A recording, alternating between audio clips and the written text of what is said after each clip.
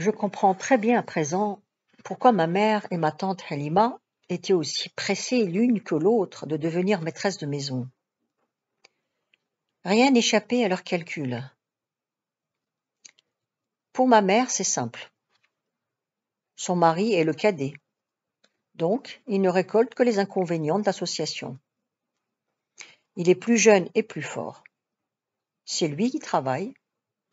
Il travaillera avec plus de courage lorsque ce sera pour son propre compte.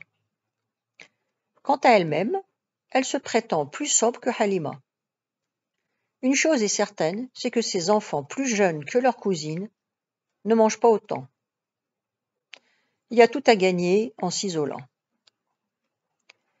Halima devine dédaigneusement cette pauvre argumentation. Si c'est Ramdan qui travaille, c'est Lounis qui a de bonnes relations, des amis qui peuvent l'aider. Il ne se passe jamais de réunion à laquelle il n'assiste. C'est un homme sage, son mari. Et puis, rien ne dit qu'il ne maniera pas l'outil aussi bien que son frère. Elle sait qu'elle l'aidera de son mieux, qu'elle le remplacera au besoin. C'est pour ses filles et pour personne d'autre. D'ailleurs, les filles elles-mêmes sont grandes. Si elles se marient, la dot n'appartiendra qu'à Lounis. Si elles restent, elles ne chômeront pas. Johar, l'aînée, a 20 ans au moment du partage. Fluette, nerveuse, des yeux pétillants de malice, une petite chatte qui griffe et qui mord. Elle peut mener toute seule le ménage. Elle est la bête noire de ma mère qu'elle espionne et qu'elle calomnie. Melchir, un peu plus jeune et grosse et têtue. Elle a un peu les traits de mon père et beaucoup le caractère de sa mère. Lounis est sûre qu'elle ne se mariera jamais. Elle attire sur la famille toutes sortes de colibés et des querelles quotidiennes. Halima s'est mis dans la tête de lui apprendre la poterie et le travail de la laine. Melchir y réussira un jour, malgré les plaisanteries de son père et la jalousie de ma mère. Smina est du même âge que ma sœur Baya, notre aînée. Aussi sont-elles de permanentes rivales. Elles reproduisent avec un synchronisme parfait les disputes de leur mère. Ce sont d'infaillibles baromètres. Moi, je soupçonne ma sœur Baya de venger la lâcheté de ma mère sur la lâcheté de Smina. Smina appartient à cette catégorie de gens qui n'ont que leur langue pour convaincre de leur courage. Elle a 2 gros yeux, une bouche très large qui semble faite pour parler abondamment. Elle nasit un peu d'une grosse voix de garçon. Baya, qui est taciturne et renfermée, la laisse pester jusqu'au moment où elle l'empoigne résolument. Elle la corrige d'importance. Smina achève ses menaces au milieu des larmes et de la morve, le foulard par terre, les cheveux sur la figure. Shabha, la plus jeune de mes cousines, est cependant plus vieille que ma sœur Titi. Cette pauvre petite a une figure exsangue. Je revois toujours ses lèvres ridées, sans couleur, ses yeux jaunes et ses grosses joues tombantes. Tout le monde la néglige. On lui en veut d'être née, et peut-être de s'acharner à vivre. Pourtant, elle est intelligente. Sans que personne s'occupe d'elle, elle a appris à manier l'argile mieux que le grand Melchir. C'est la seule que ma mère ne déteste pas, parce que Shabha s'est attachée à moi. Son petit cœur doux et résigné n'a jamais compris ni écouté la haine de sa mère pour Fouroulou. Elle est morte depuis longtemps, ma chère Shabha, mais son souvenir est resté vivace en moi. Elle a été ma première amie. Lorsque le partage fut consommé, Halima devint farouche pour elle-même et pour ses filles. Elle voulait la fortune, elle se révolta contre sa misère. C'était une femme d'action, les scrupules ne l'arrêtaient jamais. Le point de départ était le même pour les deux frères, à l'actif, un champ de figuiers et un champ d'oliviers, au passif, une petite dette et des enfants à élever. Pour montrer sa supériorité, dès le premier hiver, Halima engage Lounis à tenir 2 olivettes appartenant à un cousin riche. Cela se pratique couramment chez nous. Le propriétaire vous confie tel terrain avec tel arbre. On surveille, on ramasse les olives, on les fait moudre et le propriétaire reçoit de l'huile. La capacité de production de l'endroit est connue avec beaucoup de précision ainsi que le rendement des olives et la qualité de l'huile. Il n'y a pas à se tromper. La transaction se conclut suivant 2 procédés. Ou bien on s'engage à donner une quantité d'huile fixée à l'avance. Dans ce cas, le fellah, malhonnête, peut ruiner son employé.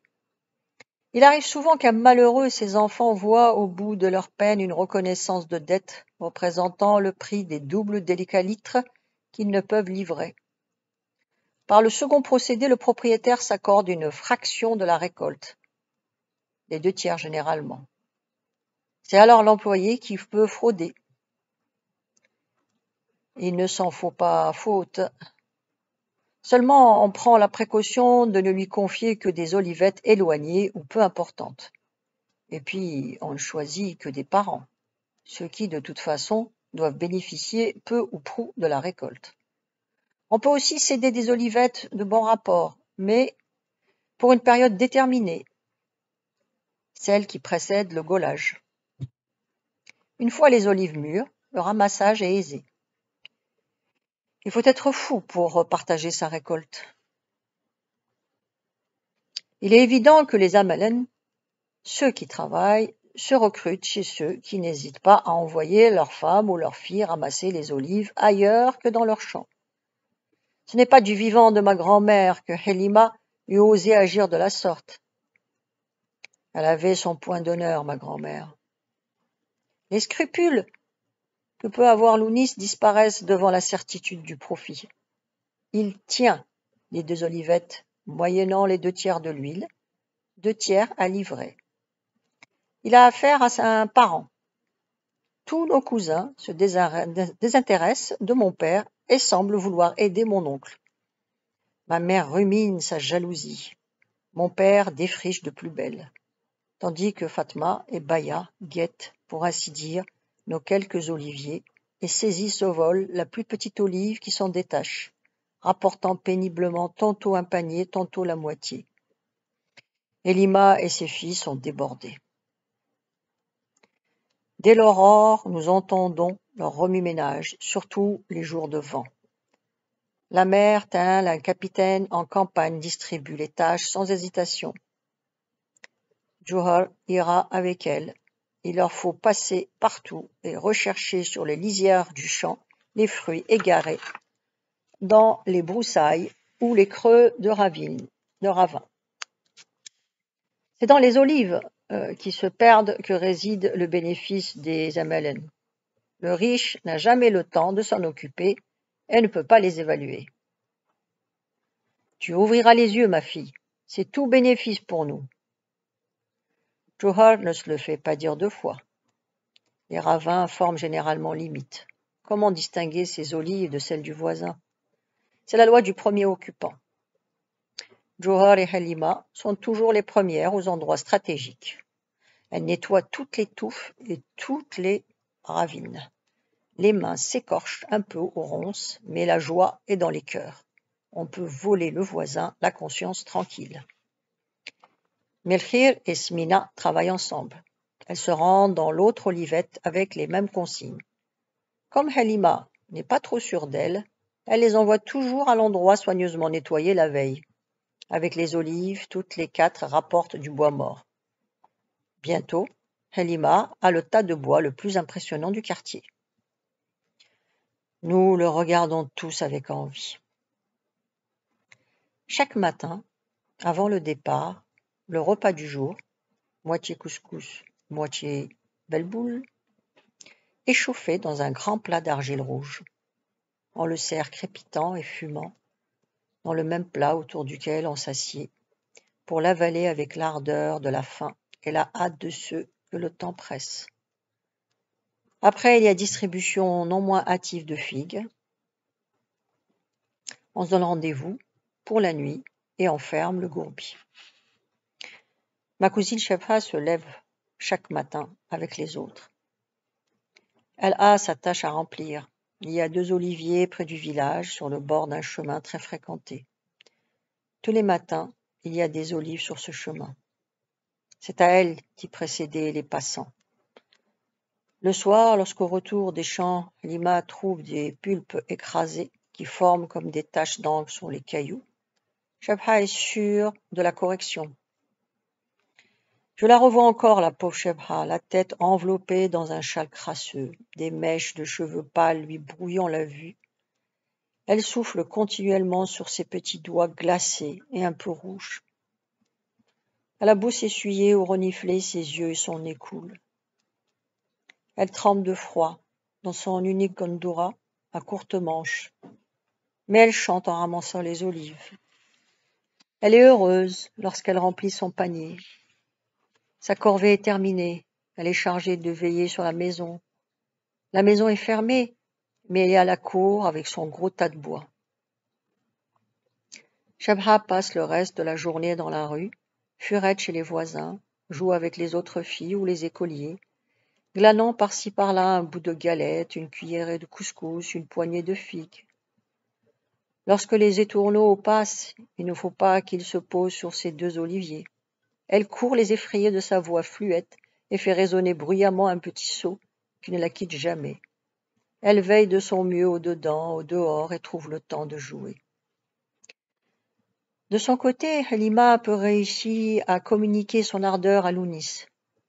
Lui aussi veut se montrer supérieur. Les gens de Tizi voient fréquemment les 2 frères occupés à une tâche identique, comme au temps de leur jeunesse. C'était alors un beau spectacle d'entente fraternelle. Les cœurs ne battent plus à l'unisson. Ce n'est à présent qu'un tableau pitoyable de 2 pères de famille qui suent sur leur maigre terrain, chacun de son côté, chacun pour son compte, et capables de se dresser l'un contre l'autre, car la vie se moque du sentiment.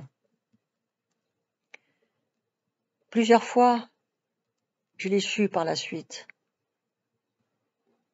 Hamdan eut le cœur, la gorge serrée en voyant travailler son aîné, Lounis, aux mains fines, à la gondora blanche. Lounis, qui savait si bien parler à la Djemma. Il aurait voulu lui arracher l'outil, le renvoyer à ses réunions.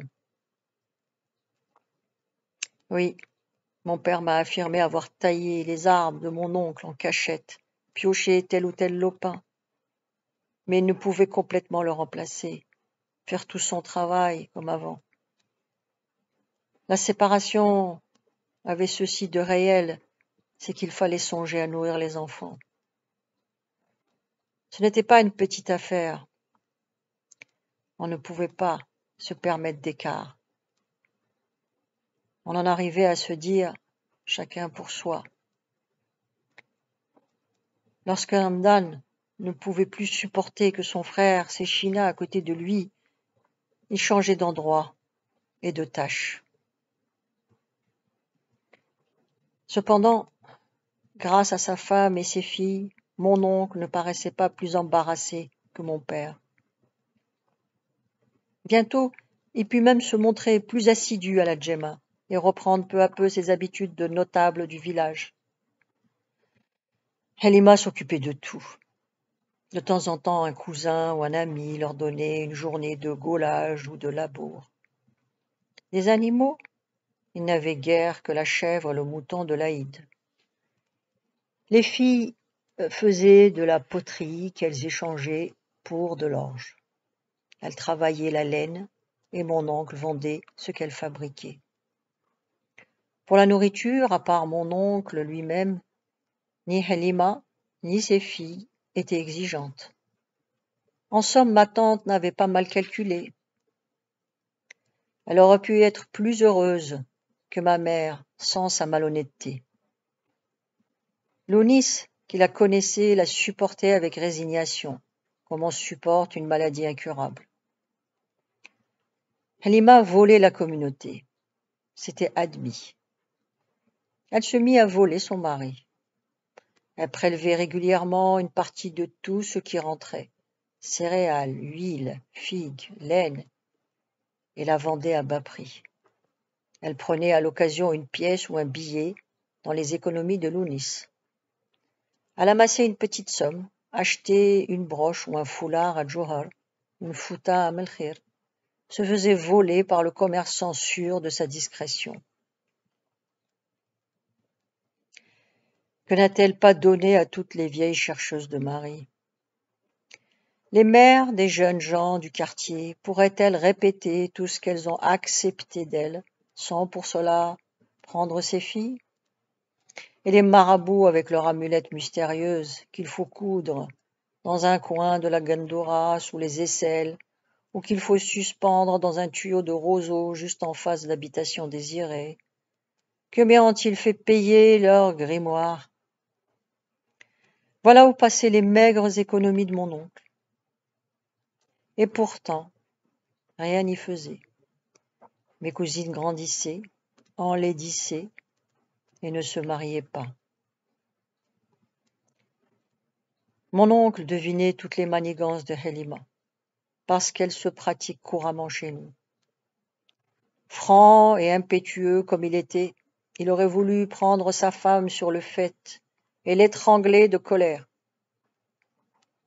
La fine mouche redoublait de zèle, encourageait sa paresse, satisfait sa gourmandise. Il finissait par la laisser faire. Il se désintéressait peu à peu d'elle et de ses filles. Il était vieux. Il savait depuis sa naissance qu'il ne devait pas être riche. Cela était-il nécessaire pour vivre et mourir?